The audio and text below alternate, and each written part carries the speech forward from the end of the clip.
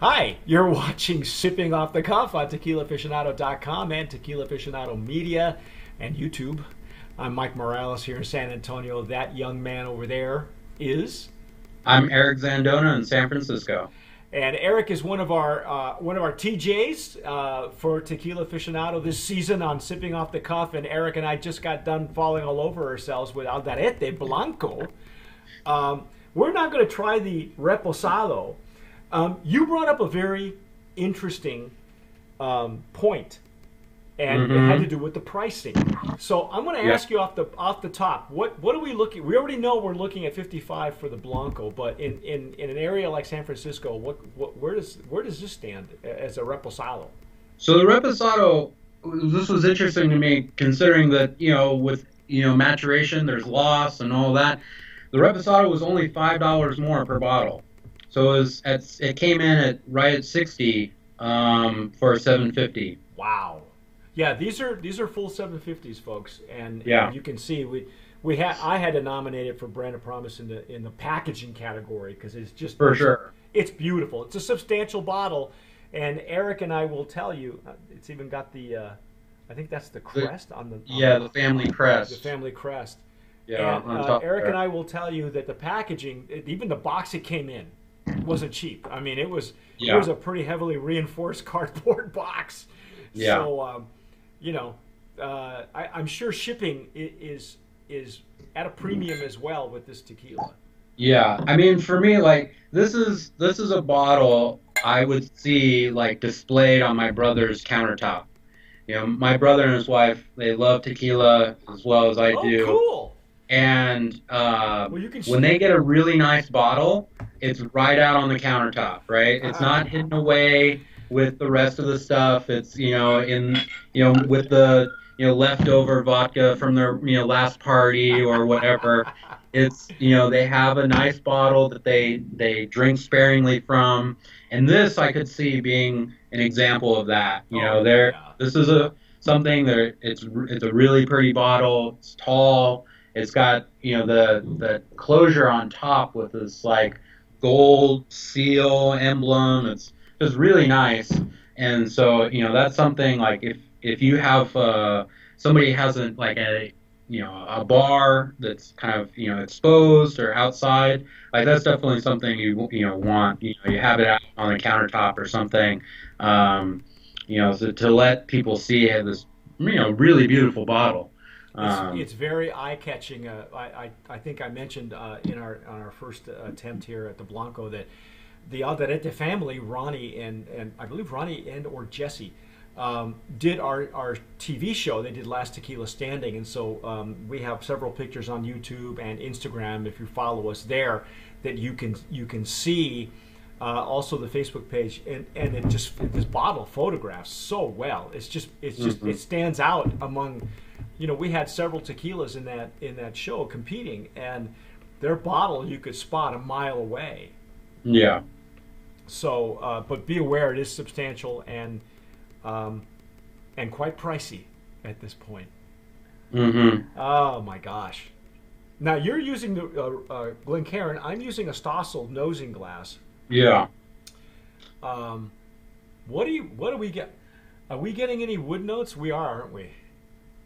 So this is the thing that I like about the Reposado. In general, I tend to like Reposados that show more of the sort of agave, and this comes through clearly. So the agave is mixed in there, and there's a really light layering of wood notes that you get. So a little bit of vanilla, a little bit of caramel, a little bit of like oak, but it doesn't dominate it doesn't completely cover up the some of the green and earthy like agave notes.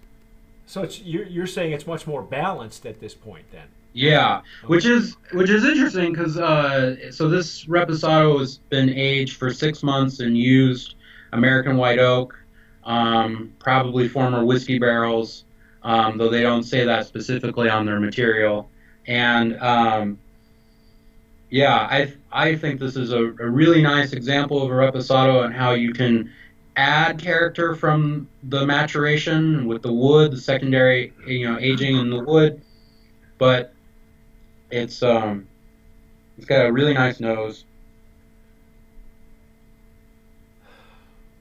and it's got a really nice like golden light like straw color to Yeah, it. it's very pale. So I mean, 6 months is Mhm. probably just enough to take the edge off of whatever Yeah, edge there was in the Blanco, because it wasn't as edgy as yeah. some other Blancos I've had from that general region.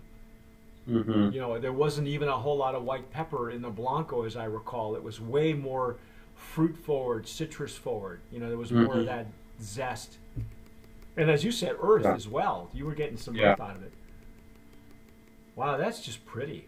That's just really nice. And Mhm. of course, this is a Stotzel nosing glass, so this is exactly what it's designed for. It's a little thicker than what Hmm. I'm used to seeing, even in a Riedel. I've got Riedels here as well, and Yeah. the glass is a bit thicker. Stotzel's a big company.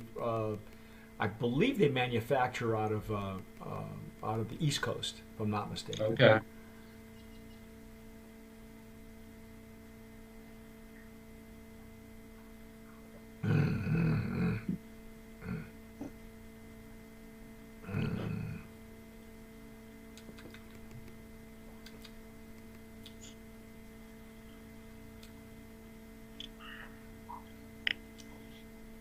This is more in line with what I'm used to, Aaron. Yeah. This is it's really interesting. I talked to a tequila brand owner a couple of years back, and he came out when he came into the market. He came into the market with a reposado, which he Hmm. says he even told me, because I know it's commercial suicide. I get it, but it's really traditional for some brands to, if you're only going to have one or break into the market with one brand, many of them go with a reposado. Right. I know a gentleman that he and I've communicated over the years, and he said that he was the inventor, the guy who put together the a tequila tasting set, and he Hmm. used small batch craft reposados, and he said because a reposado is very difficult to make, because Yeah. you can make or break a brand by the reposado. Hmm. And I agree totally, because lately what we've seen, at least this season for me, Yeah. with you and with some of the other tasters, is that people's reposados are beginning to really make a statement. They're Mm. not just the afterthought. You know, I think, to me, this was rather hearty. I mean, um, I can see where you said in the first episode, first tasting, you made a paloma and a margarita, and you thought that the repo stood out better Yeah. using those ingredients than the Blanco did, and I get it Yeah. now. I understand why, because this Yeah. is really hearty. This is an in-your-face traditional. This is a strong reposado. I'm surprised. Because like I said, it's been years since I've had Alderete. Yeah. So for me, what I think's nice about this is like I said, the nose has a good balance between the agave and the wood character, but on the mouth, you get more of that. Uh, I think more of the wood character shows up. Get a little bit more sweetness. You get so there's a little bit more structure in the tequila from Yes, yes, the I oak agree. flavor, and so still really nice mouthfeel, like the Blanco. Uh, but the finish is a little bit, I would say, a little bit softer, partly probably because of the 6 months in the wood. It's had a little bit time to relax, um, and there's a little bit. Some of the spiciness I think comes out Mm-hmm. more. Mm-hmm. So there's some more pepper, but also more like baking spice that's there. And so for me, what I found when I made uh, I can still hear you. Go ahead. okay, so oh, sorry. Sorry. Thanks. Uh, so when I was making the margarita, So I used, lime juice, the Reposado, and then Grand Marnier because that's what I had in my cabinet. And the orange liqueur really played well with this. And with the wood with the notes. wood, yeah, Right. yeah. Okay. So it all just like melded together to create this really nice drink. That was really pleasant to drink. So So this is your mixer. This is the one. This is the go-to mixer in your opinion. Then. in my opinion, yeah, the reposado is like if you're if you're at home and you want to make a really like upscale margarita, this reposado delivers. There you If go. you're out at a bar and you see, you have your selections or whatever, and you see, you like in general, for margaritas, I tend towards the blancos because I like the blanco, like, more forward, like green agave notes. Right. But Right. but this is something like if you're at a bar and you see this on the list, and you want a really like nice cocktail, this is what you want. There you go. Wow. Beautiful legs and tears, as you said. I agree Hmm. with you where you said it was a much more structure, on the palate. Hmm. Um, the finish is a little bit less than the Blanco, in my opinion, but that's, like you said, because of the wood. Hmm. It doesn't lose anything in the Stossel. It's interesting because I'm still playing with this nosing glass, Yeah. there was a point where I thought that the Stossel, the nose did not. There was some incongruency between the nose and the entry. But Yeah. in this case, with this tequila, it's playing very well with this Stossel. I mean there's no surprises. I'm getting exactly what I expect, Yeah. which I'm really happy with. Hmm. And the earthiness that you get in this tequila balances or mixes really well with the oak character that from the barrel. And so on the finish, there's this really nice mix of like earthiness and wood and a bit of little leather, and it's just ends really Wow, nice. leather. Yeah. See, and normally leather. It's rare that I get that from a Repo. Most often I'll get that on the añejo, and so Yeah. we'll see when we get to the añejo. We'll be able to pull out some more. But this is a really fine, I think, progression. Hmm. And again, as I said, for me, the way I've been seeing some of the brands that we've already done some tastings with throughout this, the beginning of the season so far, the first quarter, I'm seeing like a resurgence in the reposado, and I'm not sure. Now, again, granted, Alderete has been around for over 5 years, Yeah. and so and as far as I can tell you, they haven't changed their quality. It's still there 5 years later, and I don't know how many lots later. Um, Right. so again, to me, that's a testament to the ingeniero, the master distiller. It's the ingeniero Leopoldo Solis y Asociados, and his partner is Gabriel Spindola. Uh, Hmm. and the two of them developed the Mozart method. For those of you who know, this comes out of Gnome 1414. They play Mozart during the fermentation process, and if I'm not mistaken, too, they use a signature champagne yeast. Yeah, so from what I read, what they do a sort of a hybrid process with their fermentation. So they when they harvest the agaves, what they said is they take yeast samples from the cut leaves, Right, and they right. propagate those wild yeast strains. And from what I read on their estate, the agave fields are surrounded with citrus trees. You get orange and lemon, and I think lime, Hmm.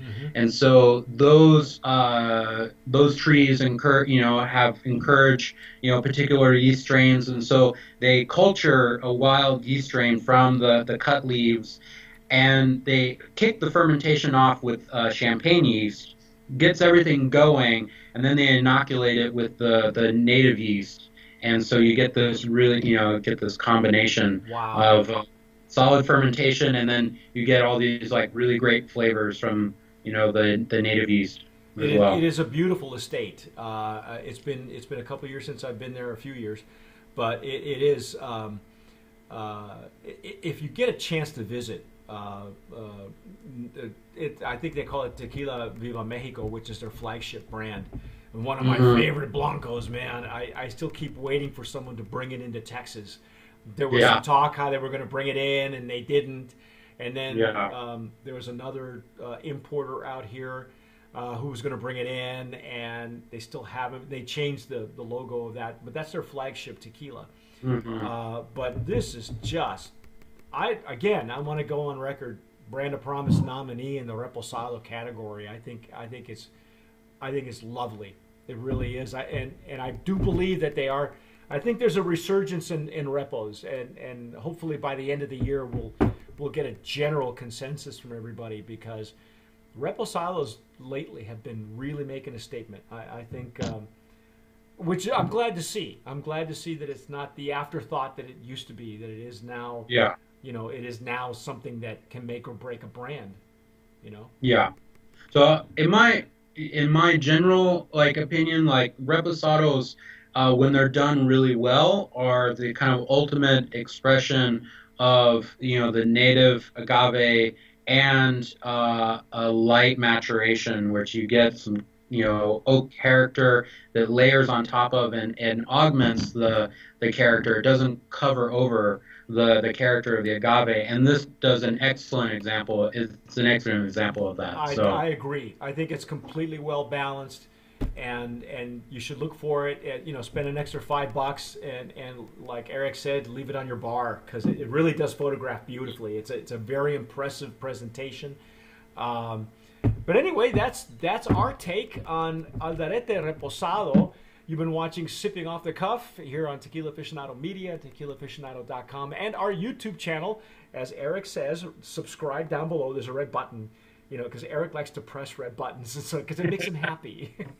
So press that button. If you've had Alderete, tell us in the comments as well. You can follow Eric on Twitter, and your Twitter is Easy Drinking. Is that right? Easy Drinking, yeah. So I'm on Twitter and Instagram as Easy Drinking, and then my blog is easydrinking.com. There you go. Follow that guy. He knows what he's talking about. And I'm Mike Morales in San Antonio. That's Eric in San Francisco. And as we like to say here at TA, sip wisely.